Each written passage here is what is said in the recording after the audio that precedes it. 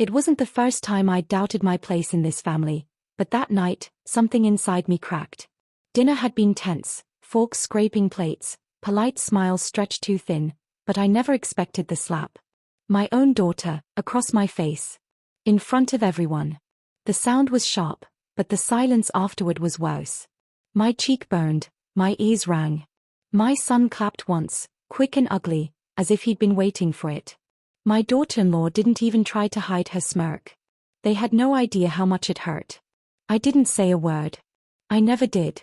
The things I wanted to scream lodged in my throat, trapped under years of obedience, years of swallowing my pride.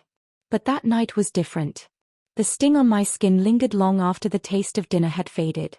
And somewhere between the kitchen and the quiet of my bedroom, I understood something I had spent decades avoiding. No one in that room would ever defend me. Not my son. Not my daughter. Not my daughter-in-law. To them, I wasn't a person anymore. I was furniture. But I was done. I had been suffocating for years, playing the role of the obedient mother, the invisible wife. The silence in the house after the dinner felt deafening. The walls seemed to close in on me, suffocating me with all the emotions I had been burying for years. I had spent decades giving, sacrificing, and putting my family first, all the while expecting the same respect, the same care in return. But that slap had stripped everything away. It was a stark reminder of how little I mattered. The realization was ugly and brutal. They didn't see me anymore. They never had. And I had let it happen. I had allowed myself to fade into the background while they lived their lives, oblivious to my pain. The quiet desperation had been building for years, but that night, it finally broke free. It wasn't just about the slap, it was about the years of being disregarded, dismissed, and emotionally abandoned. I sat there for hours, replaying the events in my mind, going over every moment of the dinner. The way my son had laughed at my expense. The way my daughter-in-law's eyes had glinted with mockery.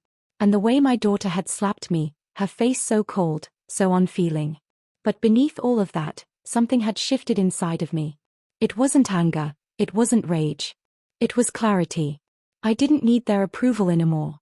I didn't need them at all. And that was when I saw the papers. I had been going through my late husband's things for weeks, but I hadn't truly been looking. Tonight, I was searching for something else, some form of validation, maybe. But what I found instead was a treasure trove of documents that changed everything. His financial records, hidden away in a manila folder. I'd never thought to look there before. Why would I? My husband had always been the provider, the man in control. But as I scanned the documents in front of me, something stopped me cold. There it was. Large sums of money. Accounts I had never known existed. I wasn't just looking at simple savings accounts or retirement funds. No, these were secret accounts. Offshore accounts, to be exact. His wealth, his power, his control, it had all been hidden from me, and I hadn't even known. For all these years, he had been building a nest egg for himself, and I had been left out. All that talk about family had been nothing more than a lie. He had planned to leave me nothing, nothing but a legacy of betrayal. I froze. My hands shook as I continued to leaf through the papers. This wasn't just a small affair, this was something larger, something deeper. It was about the life he had built for himself while I had been left to clean up the mess. My entire marriage had been a facade. He had been living a double life, and I had been too blind to see it. I had been so consumed with keeping the family together, with making sure everyone else was taken care of, that I had missed the signs. I had missed the betrayal in front of me. But now, I knew the truth. This wasn't just about my husband's lies, this was about me. About what I had allowed myself to become. I had been living in his shadow, allowing him to dictate the terms of our marriage, our life together. And now, after his death, I was still letting my children and my daughter-in-law do the same. They thought I was weak, that I wouldn't fight back. They thought I would let them walk all over me. But they had no idea who they were dealing with.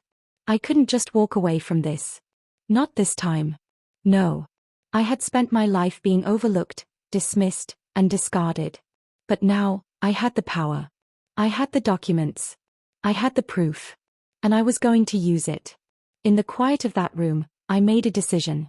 I would not just survive this, I would make them see me.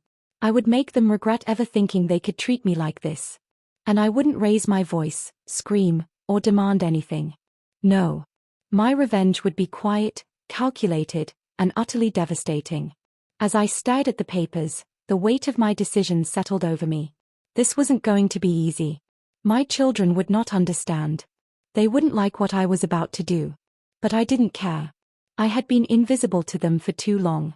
It was time for me to make my mark, to finally take control of my own destiny.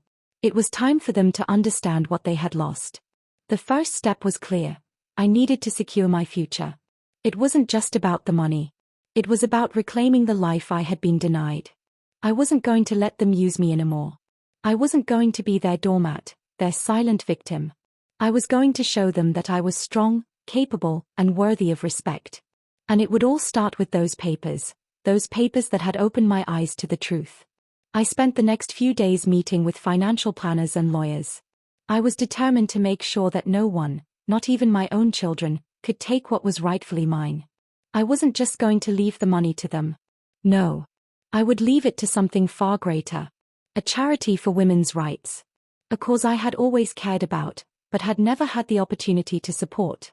I would leave behind a legacy that meant something that truly mattered. And my children? They would get nothing. They would have to face the consequences of their actions, their disrespect, and their neglect. The shock on their faces when they found out would be worth every moment of silence, every second of suffering I had endured. They thought they knew me. They thought they understood me. But they had no idea what I was capable of. This wasn't just about revenge. It was about reclaiming my dignity. It was about making sure that my children and my daughter-in-law would never forget how they had treated me. They would know the truth, that I was not a woman to be overlooked, a woman to be dismissed. I was a force to be reckoned with. And they would learn that the hard way. As I moved forward with my plan, I could feel the weight of it all lifting from my shoulders. For the first time in years, I felt like I was in control. This was my moment. And I was going to take it. The day the will was read was the beginning of the end. I sat quietly in the back of the room. The sound of the lawyer's voice was distant, muffled by the overwhelming thump of my own heart. I could feel it pounding in my chest, faster and harder with every word he spoke. He was reading from the will, and as the words spilled out, I could see my children's faces shift from curiosity to confusion, and then, finally, disbelief. Everything is to be donated to the Women's Rights Charity Fund, he said. The entire estate, including all savings, properties, and assets, is to be transferred to the cause immediately upon the passing of the widow. A thick silence settled over the room. My son's face turned pale, his hands clutching the armrests of the chair as if bracing himself for something more. My daughter's lips trembled, and her gaze flicked between me and the lawyer. She didn't understand. None of them did. The will had been written so many years ago, during a time when I had been nothing more than a shadow in my husband's life. I had never seen it coming, not this moment, not this kind of revelation. It wasn't just about the money, it was about everything I had ever hoped for, everything I thought my family was entitled to. The moment the lawyer finished speaking, I saw my son's face crumple, his eyes searching mine for some kind of explanation. But there was none to give. The betrayal I had spent years digesting had turned into something I had never expected: freedom. I sat there in silence, my hands folded neatly in my lap, watching as their world began to fall apart. It wasn't satisfaction that filled me, not at first. It was something else, something deeper, more complex. There had been years of bitterness. Yes. Years of silence, years of quietly accepting the role of the doormat. But now, as I saw their reactions, something shifted inside of me. I felt no guilt. No remorse. Only calm. My son's voice broke the silence, but it was weak, a desperate plea masked by anger. "Mom, this isn't what Dad wanted," he said, his voice trembling. "You can't just throw it all away like this." I looked at him. His face was pale, and there was a tightness around his jaw. I could see the way his mind was racing, trying to understand how this had happened, trying to make sense of what he thought was a terrible mistake. But this was no mistake. It had been planned for years. My husband's decision to keep me in the dark about everything, his money, his intentions, even his will, was a deliberate attempt to control me, to make me feel powerless, invisible. But not anymore. This was my moment to regain control. "Actually, I'm not throwing anything away," I said, my voice calm, steady. I didn't need to raise my voice. I didn't need to make a scene. I'd already made my point. This estate, everything, was never yours to begin with. It was always mine, but I chose to give it to something meaningful.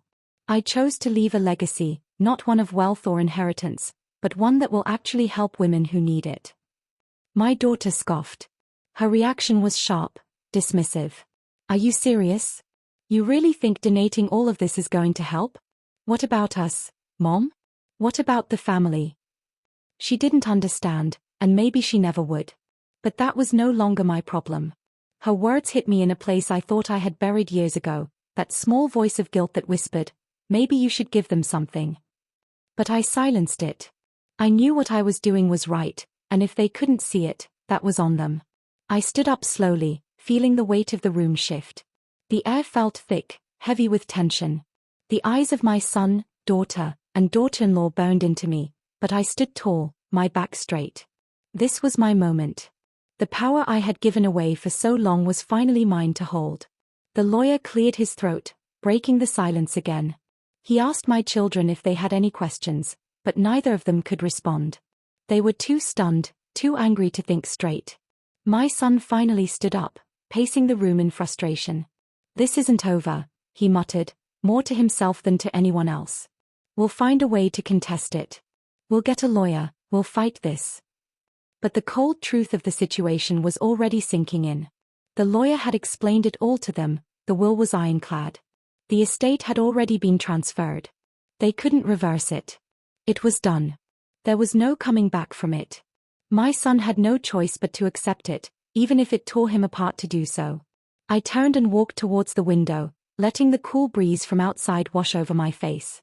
It was as if the weight of the years had lifted from my shoulders. I wasn't angry at my children, not really. They were simply victims of the same manipulation I had been subjected to. But they would learn, just as I had. They would learn what it meant to lose everything, and maybe, just maybe, they would learn the value of respect, the value of family. But the shock didn't stop there. I had been prepared for my children's anger, their confusion, but I hadn't been prepared for the effect it would have on my daughter-in-law. Her reaction was something I hadn't expected. She had always been so sure of her place in the family, so certain that her life would be filled with the luxury and comfort that came with being married to my son. But as I looked at her now, I saw something different. I saw fear. She stood at the far end of the room, her arms folded, her expression tight. It was clear she was calculating, trying to figure out how this would affect her. I had always known that her interest in our family wasn't just about love. She had her eyes set on what she could gain, what she could inherit. But now, with the family fortune slipping through her fingers, her carefully constructed facade began to crack. "Why would you do this?" she asked, her voice barely above a whisper. The vulnerability in her voice was strange, unsettling. "You were always there for us. You always helped when we needed you. Why now, after everything?" I didn't answer right away. I let the silence stretch between us, letting the weight of her question linger. She wasn't asking me for an explanation. She was asking for forgiveness. But I couldn't give her that. "You used me," I said quietly, finally turning to face her. "All of you did. You thought I'd always be there, always at your service. But I'm done being used. I'm done being invisible." The truth stung. I saw the shift in her face, the way her confidence faltered. This wasn't the life she had imagined for herself. It was a hard lesson for all of them, one they would have to learn the hard way. For the first time in years, I felt at peace. They were angry, confused, and lost, but I was free. Free from their expectations, free from the life that had been nothing but a performance for everyone else. The woman who had been silent for so long had finally found her voice, and it wasn't going anywhere. As I watched the chaos unfold before me, a small part of me almost felt sorry for them. But it was fleeting. The years of abuse, of neglect, couldn't be wiped away by a simple apology or an empty promise. They had to face the consequences of their actions, just as I had to face the consequences of mine. And as they continued to argue, I walked away from the room, knowing that the battle was over.